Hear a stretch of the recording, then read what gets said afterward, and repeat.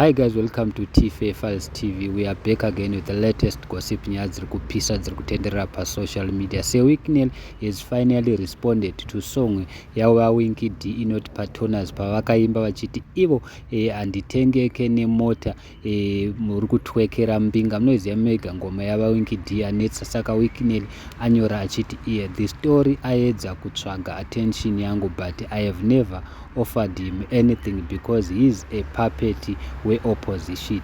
Ngavaite GoFundMe to him, even a Rolls Royce Phantom, vaone kuti kana inokwana akwa inobuda here. Ndozvataurwa naseWikNel, asi vazukuru vambuya naenda vazviramba vachimira navaWinky D. Aripo munhu auya akanyora kuti kuno tinoshanda hatiuchire ndatenda. Mumwe munhu akati if Winky D had hopes kuti achapiwa mota the moment he song those lyrics kumbare, he knew kuti haachafe aipiwa and he didn't care.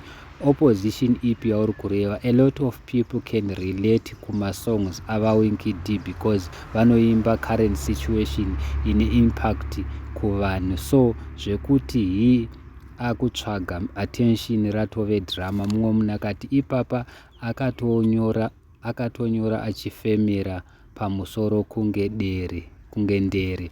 Mumwe munhu akati hanze rasvava, vaWinky D havanei neattention yake nemota dzake, that's why he song that song he song. And kuva the voice of the people hazvirevi kuti someone is telling you to do so. He is just standing for the nation, talking about the struggles and its cause he is witnessing. The more he tries to flee on the goat, the more we love him. Mumwe munhu akati iwe mufana WikNel, Winky D ndiye one munhu asina kana basa nemari dzako, haadye zvekuba, ndosaka achinzi baba vemarudzi. So guys, and this is it. Thank you so much.